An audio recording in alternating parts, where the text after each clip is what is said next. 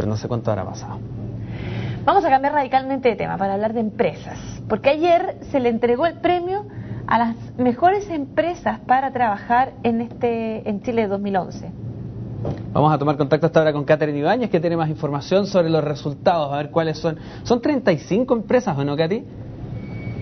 35 empresas, como estás, buen día, Carlos Franco, y dentro de las 3 primeras, fíjense que también hay una chilena. Estamos con Rodrigo Garib, director de Great Place to Work, con quien vamos a conversar más en detalle justamente de este listado y de los tópicos que fueron los más elementales a la hora de elaborar este ranking y estas 3 primeras empresas que les decía yo que están liderando. Rodrigo, ¿cómo estás? Muy buen día. Buenos días. Rodrigo, la primera consulta es ¿qué aspectos se miden en específico para llegar a esta conclusión de estas 35 empresas, que es un grupo bastante selecto a la hora de escogerlas como uno de los mejores lugares para trabajar? Bien, nosotros tenemos un modelo de medición que consta de 5 dimensiones, pero específicamente la más importante de ellas es la confianza, y que básicamente lo que mide es la relación entre el empleado y su jefatura directa. También medimos otras 2 dimensiones, que son camaradería y orgullo. Ahora, dentro de las empresas ustedes llegan a un listado más acotado a 35, dentro de las 3 primeras hay algunas que se repiten constantemente y además hay una chilena. Sí, claro. Bueno, de las 3 primeras te diría que son empresas que llevan largo tiempo midiéndose con nosotros, y efectivamente Transbank, que el año pasado fue número 1, este año ocupa el 2º lugar. ¿Cuál es la diferencia, ustedes que conocen de medición y conocen del clima de la empresa, entre una empresa chilena y otra internacional? No sé, y te lo decía yo fuera de cámara, si hay una sincronía entre las nacionales e internacionales, o hay menos nacionales, por ejemplo, pero ¿en qué radica la diferencia entre estos 2 tipos de empresas? Mira, diferencia yo diría que hoy día es bastante marginal. En un inicio probablemente en desarrollo de políticas y prácticas las multinacionales nos llevaban una ventaja considerable. Afortunadamente te diría que hoy día no, o sea, empresas como Transbank y otras nacionales, tenemos también casos como Maestranza Dice, como ETR, bueno, ETR es nacional pero multinacional, empresas como Ducase, ponte tú, tienen niveles de desarrollo de práctica muy a la par con las empresas multinacionales. Acá lo importante de entender es que este ranking no es un ranking elaborado tampoco en base a las políticas y prácticas, sino que al impacto que estas políticas y prácticas tienen en las personas. Son los trabajadores los que nos dicen si sus lugares de trabajo son buenos lugares para trabajar. Esto no es un comité de personas en el fondo que basado en práctica, que no sabemos cuál es el impacto, sino que solamente la práctica decidimos cuáles son las mejores. Son las mismas personas las que nos dicen si sus lugares son buenos lugares o no.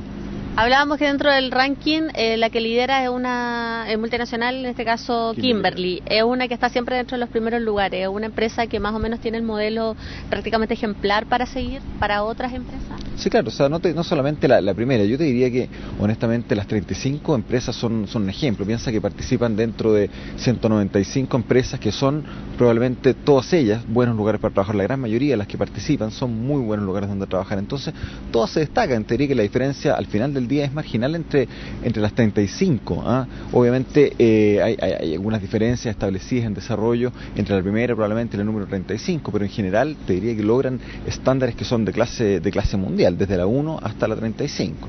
Y destaca sobre todo la particularidad que me decías tú, que son los propios trabajadores los que dan su aporte, y en base a digamos, el general de la población trabajadora es la que finalmente mide lo que le da, me imagino, más valor a la respuesta. Así es, de hecho, esto es una encuesta que reciben todos los empleados de la organización, ni siquiera es muestral. De hecho, este es el estudio más importante que hay a nivel nacional después del censo, el que contestan más personas, y son ellos precisamente basados en lo que ellos perciben de sus empleadores, los que deciden si sus lugares son buenos lugares donde trabajar o no. Adicionalmente, nosotros le preguntamos a la compañía sobre políticas y prácticas, y esa herramienta, en el fondo, que se llama el Culture Audit, pondera solamente 1/3 dentro de la nota final.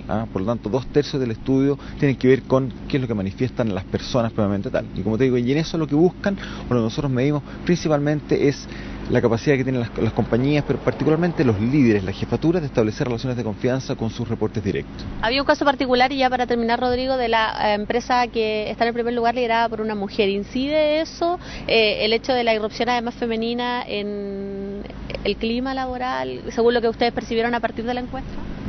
Mira, cada vez vemos más más mujeres liderando compañías con buen clima.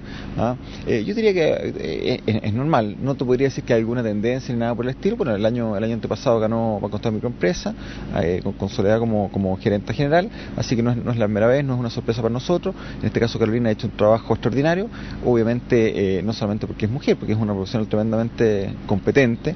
Yo diría que puede hacer una pequeña diferencia, porque las mujeres se preocupan bastante más de los detalles que lo que nosotros nos podemos preocupar, y esto es un tema realmente, como te decía antes, de contacto, es un tema de relación, más que una política práctica en particular, y las mujeres creo que tienen ciertas competencias un poquito más desarrolladas que nosotros. Sin embargo, el resto de las compañías, la gran mayoría está liderada por hombres.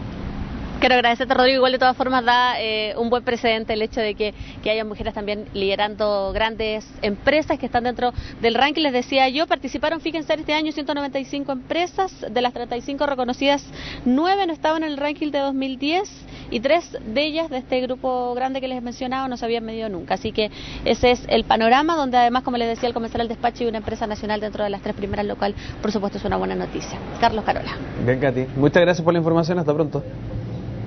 Buenos días.